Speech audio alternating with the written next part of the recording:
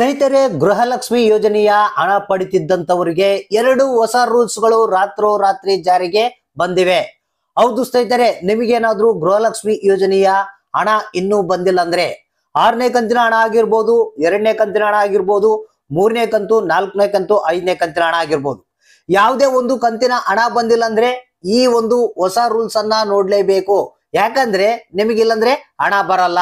ಸ್ನೇಹಿತರೆ, ಏನು ಮಹಿಳಾ ಮತ್ತು ಮಕ್ಕಳ ಕಲ್ಯಾಣ ಅಭಿವೃದ್ಧಿ ಇಲಾಖೆ ರಾತ್ರೋರಾತ್ರಿಗೆ ಒಂದು ಜಾರಿಗೆ ತಂದಿರುವಂತ ಒಂದು ಎರಡು ಹೊಸ ರೂಲ್ಸ್ಗಳು. ಯಾಕಂದ್ರೆ ರಾಜ್ಯ ಸರ್ಕಾರ ಹೊರಡಿಸಿರುವಂತ ಆದೇಶದ ಮೇರೆಗೆ ಈ ಒಂದು ಎರಡು ಹೊಸ ರೂಲ್ಸ್ ಗಳನ್ನ ಜಾರಿಗೆ ತರಲಾಗಿದೆ. ಸ್ನೇಹಿತರೆ, ಈ ಒಂದು ಎರಡು ಹೊಸ ರೂಲ್ಸ್ ಗಳ ಬಗ್ಗೆ ನೀವು ತಿಳ್ಕೊಂಡಿಲ್ಲ ಅಂದ್ರೆ ನಿಮಗೆ ಹಣ ಏನು 7ನೇ ಕಂತಿನ ಹಣ ಆಗಿರ್ಬೋದು ಅಥವಾ ಈ ಒಂದು 6ನೇ ಕಂತಿನ ಹಣ ಆಗಿರ್ಬೋದು ನಿಮಗೆ ಬರೋಕೆ 100% ಸಾಧ್ಯನೇ ಇಲ್ಲ.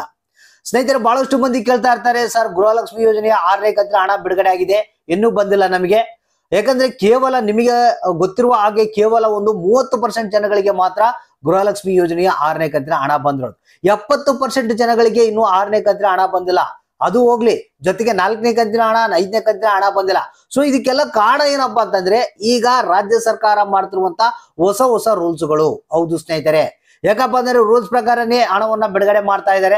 ಸೊ ಅದೇ ಪ್ರಕಾರ ಈಗ ಹಣ ಪೆಂಡಿಂಗ್ ಇರೋದಕ್ಕೆ ಅಥವಾ ನಿಮ್ಗೆ ಹಣ ಬಾರ್ದನೆ ಇರೋದಕ್ಕೆ ಈ ಒಂದು ಹೊಸ ರೂಲ್ಸ್ ಗಳೇ ಕಾರಣ ಆಗುತ್ತೆ. ಹಾಗಾದ್ರೆ ಬನ್ನಿ, ಏನು ಇದೀಗ ಬಂದಿರುವಂತಹ ಗೃಹಲಕ್ಷ್ಮಿ ಯೋಜನೆಯ ಎರಡು ಹೊಸ ರೂಲ್ಸ್ ಗಳ ಬಗ್ಗೆ ಮಾಹಿತಿಯನ್ನ ತಿಳಿಸ್ಕೊಡ್ತಾ ಇದ್ದೀನಿ. ಈ ಒಂದು ಹೊಸ ರೂಲ್ಸ್ ಗಳ ಬಗ್ಗೆ ನೀವು ತಿಳ್ಕೊಂಡಿದ್ರೆ ನಿಮಗೆ 6ನೇ ಕಂತಿನ ಹಣ, 7ನೇ ಕಂತಿನ ಹಣ ಮತ್ತೆ ಪೆಂಡಿಂಗ್ ಇರುವಂತಹ ಹಣವನ್ನ ಕೂಡ ನಿಮ್ಗೆ ಪಡೆಯೋದಕ್ಕೆ ಅನುಕೂಲ ಆಗುತ್ತೆ. ಕಂಪ್ಲೀಟ್ ಆದಂತ ಮಾಹಿತಿಯನ್ನು ತಿಳಿಸ್ಕೊಡ್ತೀನಿ. ವಿಡಿಯೋ ನೋಡುವಂತವರಿಗೆ ಒಂದು ರಿಕ್ವೆಸ್ಟ್, ವಿಡಿಯೋನ ಪೂರ್ತಿಯಾಗಿ ನೋಡಿ, ಮಧ್ಯದಲ್ಲಿ ಸ್ಕಿಪ್ ಮಾಡಬೇಡಿ. ಮತ್ತೆ ವಿಡಿಯೋನ ಪ್ರತಿಯೊಬ್ಬರು ಲೈಕ್ ಮಾಡಿ ನಮ್ಮ ಚಾನಲ್ಗೆ ಸಪೋರ್ಟ್ ಅನ್ನ ಮಾಡಿ. ಹೌದು ಸ್ನೇಹಿತರೆ, ಮಹಿಳಾ ಮತ್ತು ಮಕ್ಕಳ ಕಲ್ಯಾಣ ಅಭಿವೃದ್ಧಿ ಇಲಾಖೆ ಇದೀಗ ಒಂದು ಜಾರಿಗೆ ತಂದಿರುವಂತಹ ಗೃಹಲಕ್ಷ್ಮಿ ಯೋಜನೆಯ ಹೊಸ ಎರಡು ರೂಲ್ಸ್ ಗಳನ್ನ ಬಿಡುಗಡೆ ಮಾಡಿರುವಂತದ್ದು.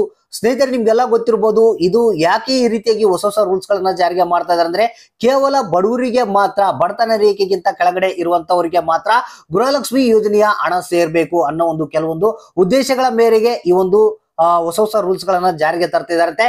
ಸೊ ಡೈರೆಕ್ಟ್ ಆಗಿ ಮ್ಯಾಟ್ರಿಗೆ ಬರ್ತೀನಿ. ನಿಮಗೆ ಏನು ಗೃಹಲಕ್ಷ್ಮಿ ಯೋಜನೆಯ ಹಣ ಪಡೆಯುತ್ತಿದ್ದಂತವ್ರಿಗೆ ಅಥವಾ ನೀವು ಹಣವನ್ನ ಪಡಿಬೇಕಾದ್ರೆ ಈ ಒಂದು ಎರಡು ಹೊಸ ರೂಲ್ಸ್ ಗಳನ್ನ ತಿಳ್ಕೊಳ್ಳೇಬೇಕು. ಮೊದಲನೇ ಒಂದು ಹೊಸ ರೂಲ್ಸ್ ಏನಪ್ಪಾ ಅಂತಂದ್ರೆ ಈ ಬಾರಿ ಏನಿದೆ 6ನೇ ಕಂತಿನ ಹಣ ಇನ್ನೂ ಬಂದಿಲ್ಲ ಅನ್ನೋರು ಹಾಗೂ 3ನೇ ಕಂತಿನ ಹಣ, 4ನೇ ಕಂತಿನ ಹಣ, 5ನೇ ಕಂತಿನ ಹಣ ಬಂದಿಲ್ಲ ಅನ್ನೋರು ತಪ್ಪದೆ ನೀವು ಈ KYC ಅನ್ನ ಕಡ್ಡಾಯವಾಗಿ ಮಾಡ್ಲೇಬೇಕಂತೆ.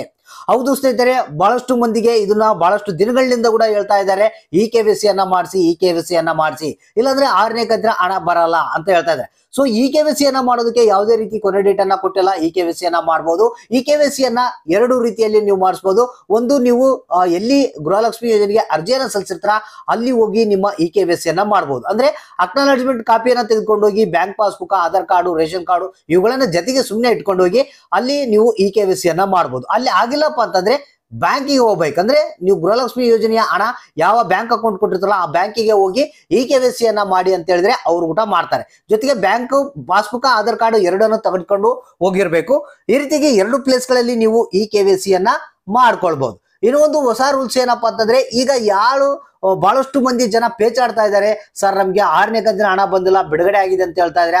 ಬಹಳಷ್ಟು ಮಂದಿಗೆ ನಮ್ಮ ಅಕ್ಕಪಕ್ಕದವ್ರಿಗೆಲ್ಲ ಬಂದಿದೆ, ನಮ್ಗೆ ಯಾಕೆ ಬಂದಿಲ್ಲ, ಏನ್ ಪ್ರಾಬ್ಲಮ್ ಅಂತ ಕೇಳ್ತಾ ಇದ್ರಲ್ಲ. ಸೊ ಅಂತವ್ರಿಗೆ ಈ ಒಂದು ಹೊಸ ರೂಲ್ಸ್ ಜಾರಿ. ಜೊತೆಗೆ ಇನ್ನು 3ನೇ ಕಂತು, 2ನೇ ಕಂತು, 4ನೇ ಕಂತು, 5ನೇ ಕಂತಿನ ಹಣ ಬಂದಿಲ್ಲ ಅಂತ ಪೇಚಾಡ್ತಾ ಇದ್ರಲ್ಲ. ಸೊ ಮತ್ತೊಂದು ಬಾರಿ ನೀವು ಅರ್ಜಿಯನ್ನು ಸಲ್ಲಿಸೋದಕ್ಕೆ ಅವಕಾಶವನ್ನ ಕೊಟ್ಟಿದ್ದಾರೆ.